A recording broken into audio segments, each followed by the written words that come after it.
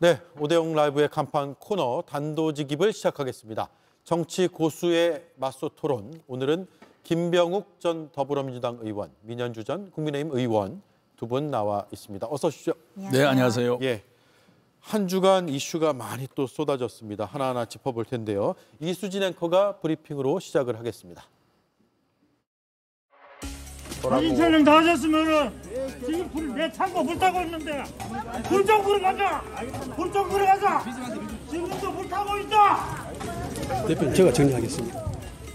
놔두세요.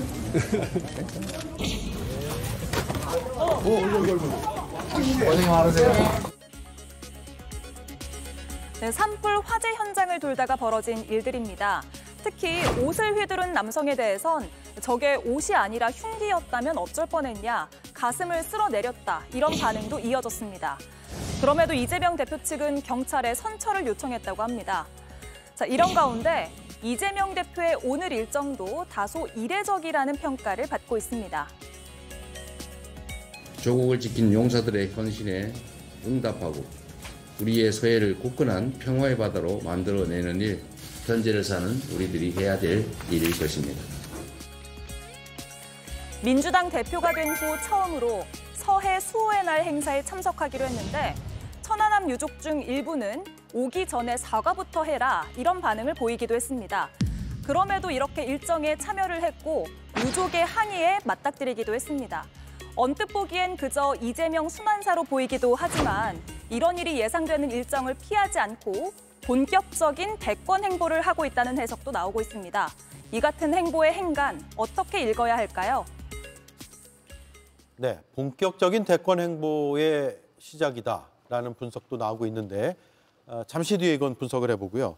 오늘 워낙 첨예하게 붙어서 이 얘기를 먼저 하고 가야 될 것 같아요. 지금 최악의 산불 피해가 이어지고 있는데 여야가 산불 사태 대응 재난 예비비로 충돌을 했거든요. 국민의힘은 민주당이 예산을 깎았다. 네. 제대로 대응할 수가 없다. 민주당의 책임이다. 이렇게 주장을 하고 있고요.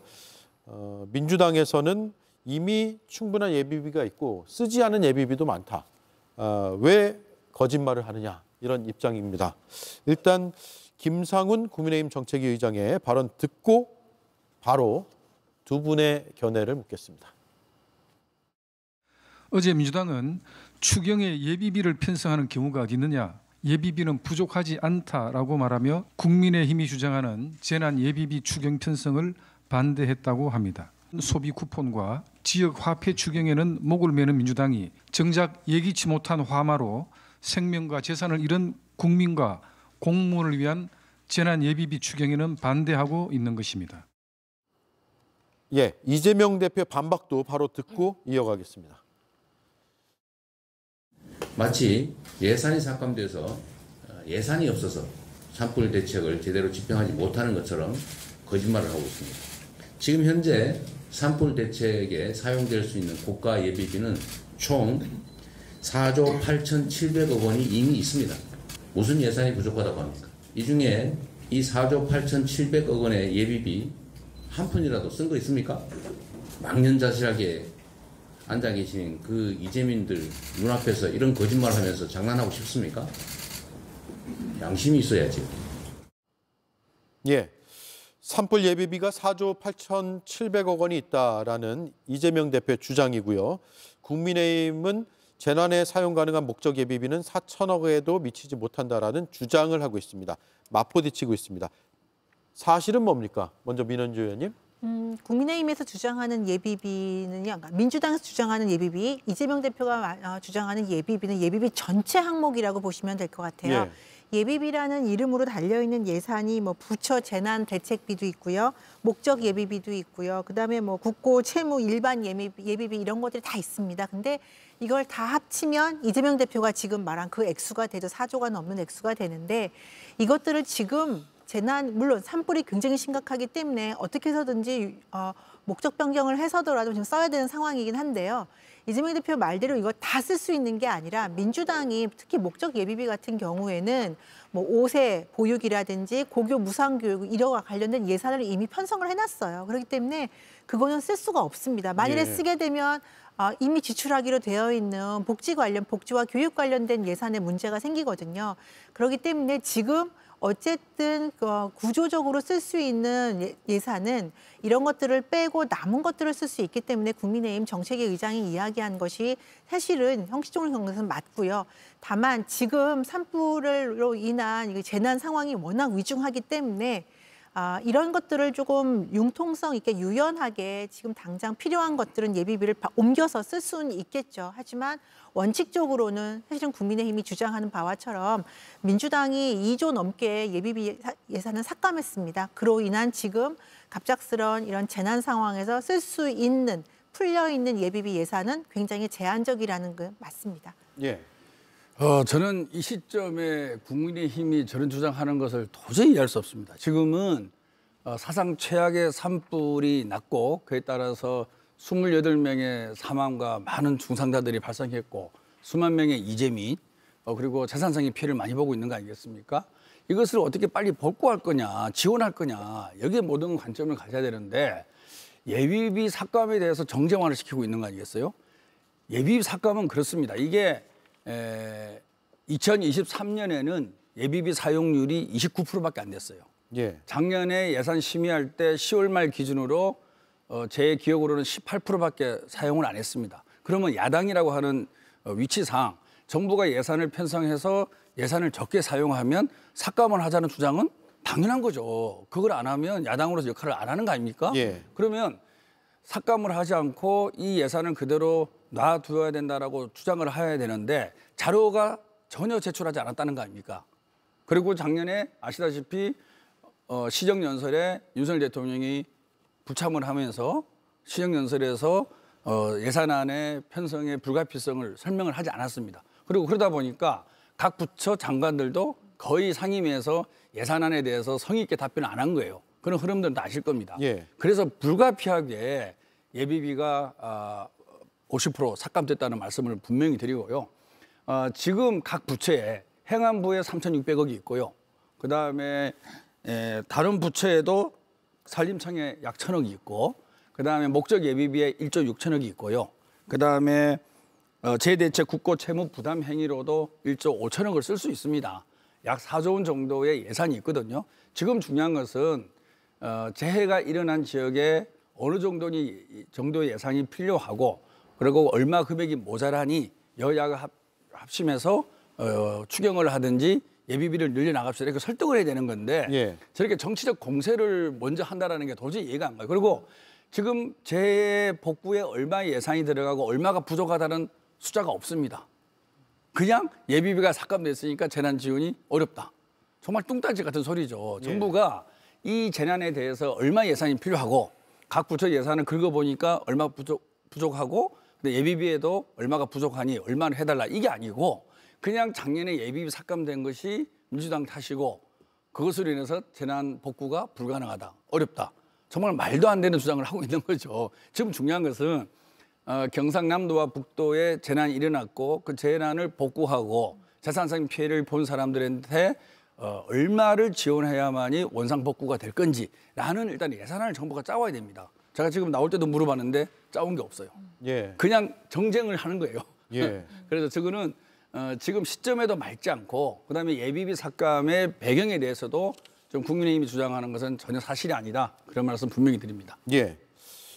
2019년 산불 때도 추경 예산 놓고 여야가 서로 탓이다, 누구 탓이다 이러면서 언론사들에선 팩트체크까지 했었거든요. 네. 정치권이 지금 이 시점에 저런 주장과 반박을 해야 되는 상황에 처한 것은 어떻습니까? 적절해 보입니까? 그러니까 의원님 말씀하신 대로 이걸 계속적으로 오늘 하루 얘기하고 내일 하고 내일 모레 하고 계속 한다면 이게 문제가 되죠. 말씀하신 대로 정부안이 마련되지도 않고 그럼 여당이 그걸 집행하는 계획을 제대로 하지도 않고 이 문제를 반복적으로 제기만 하고 있고 계속 민주당이 돈 깎아서 못하고 있다, 예산 깎아서 못하고 있다라고 한다면 문제가 되지만 분명히 예산을 갖다가 그러니까 예산을 짜고 그걸 집행하는 단계에서 분명히 한 번은 짚고 넘어가야 되는 문제고요.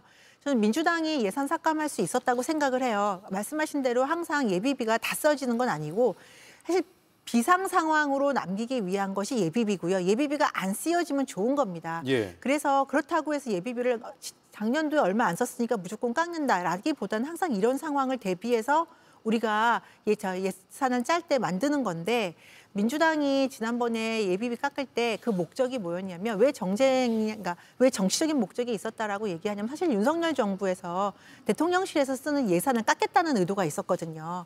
순방 때 쓰는 거 아니냐, 뭐 대통령 사적 관저할 때 쓰는 거 아니냐 이런 것들 관저 때 그렇죠. 예비비 끌어다 쓰고 그랬잖아요. 그거에 대한 이제 문제 제기를 하면서 대통령실 예산을 깎겠다라는 분명히 정치적인 목적이 있었다는 거는 아마 민주당도 부정하지는 않을 겁니다. 그런데 그런 의도를 갖고 깎다가 너무 많이 삭감이 되면서 지금 이런 문제가 생기는 거고 아까 말씀하셨듯이 목적 예비비가 1조 넘게 있긴 한데요. 민주당이 이미 목적 예비비는 어떻게 사용하겠다라고 얘기를 하고 있어요. 5세 무상 보육이라든지 고교 무상 교육에 쓰겠다고 하고 있는데 그러면 이 돈까지 예산까지 다 털어다가 일단 지금 재난 상황이니까 쓴다면 그 다음 상황에서 지금 약속한 이런 보육이나 교육 문제는 어떻게 할 것이냐에 또 다른 문제가 봉착이 됩니다. 물론 이거는 또 다른 방법을 써야 되겠죠. 그래서 그렇게 무자비하게 깎았던 예산 삭감에 대해 특히 예비비 삭감에 대해서 한번 짚고 넘어가야 된다. 그 차원에선 저는 이 정도의 언급은 필요하다고 생각해요. 예.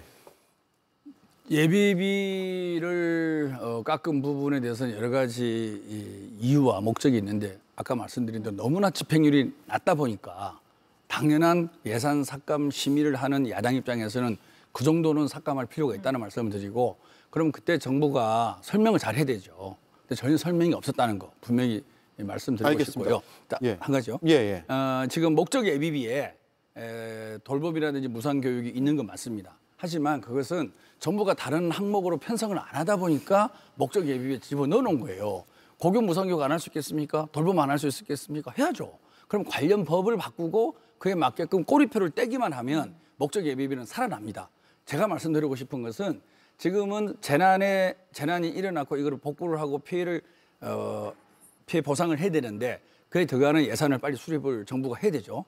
수립을 하고 각 부처에 들어가 있는 재난 예비비, 재난 관련 예산을 다 끌어모으고 그다음에 목적 예비비 끌어모으고 기타 예산을 다 끌어모아서 모자라면 추경을 하면 되는 거예요. 예. 가장 바람직한 방법으로 하나하나 가면 되는데 이것을 과거 예산 통과된 것을 다시 상기시켜서 정쟁으로 이끌고 가는 모습이 과연 정부와 여당의 책임 있는 모습이냐라는 문제 제기를 하는 거죠. 지금은 정쟁을 할 때가 아니라 여야가 맞대고 필요한 예산을 세우고 필요한 예산을 어느 예산 과목에서 가져올 거냐. 그 합의하는 과정이 필요하다. 이런 말씀드립니다. 예, 잠깐만요. 속보가 들어왔네요. 우원식 국회의장이 한덕수 권한대행을 상대로 해서 권한쟁의 심판을 청구하겠다는 입장을 발표했습니다. 마은혁 후보자를 임명하지 않고 있는 한덕수 권한대행에 대해서 권한쟁의 심판을 청구합니다. 앞서서 최상목 권한대행에 대해서도 권한쟁의 심판을 청구했고 헌법재판소에선 마은혁 후보자를 임명하지 않는 것은 국회의 권한 침해다라는 취지의 결정을 내렸는데 같은 내용의 권한쟁의 심판을 한덕수 대행을 통해서 한덕수 대행에 대해서도 청구하겠다는 입장을 국회의장이 밝혔고요. 국회의장의 권한쟁의 심판 청구가 이뤄지면 이미 한번 최상목 대행에 대한 결론이 나왔기 때문에 크게 다르지 않을 수도 있고 같은 방식의 결론이 나올 가능성이 꽤 있다라는 점.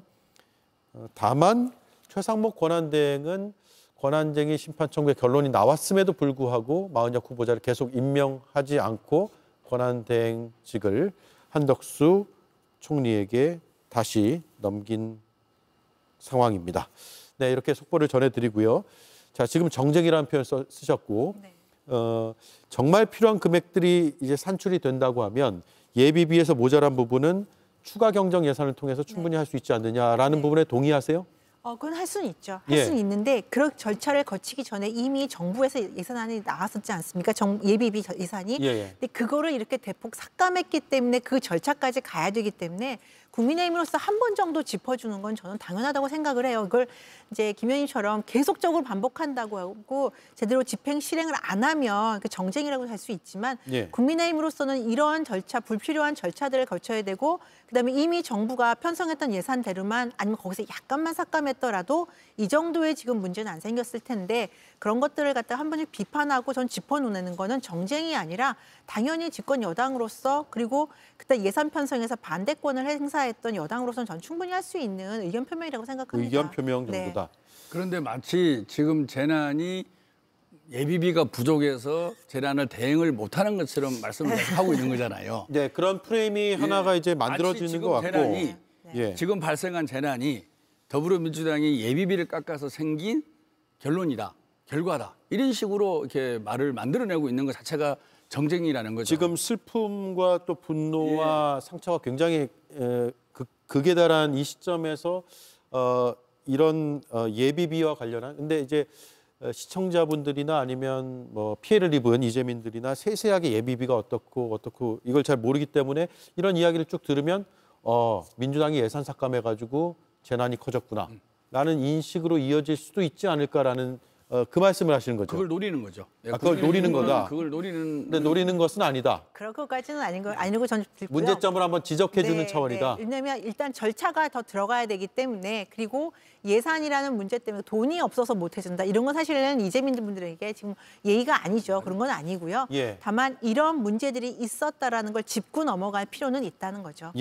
추경 예산을 이제 국회에서 통과시키고 하는데 절차가 아주 복잡한 건 아니죠. 여야 합의가 되면 금방 할 수 있는 거죠. 지금 이미 합의가 되고 있는 상황이기 때문에요. 그건 금방 진행될 거라고 생각합니다. 그러면 아주 절차가 복잡하거나 번거롭게 오래 걸리는 절차는 아니다. 이 건은 아주 단순합니다. 빨리 피해 금액과 그다음에 피해 보상 예정 금액을 산출하고 각 부처의 예산이 있거든요. 재난 관련 예산이 다 모으고 그다음에 예비비에 있는 예산을 모으고 또 다른 관련된 예산도 있습니다.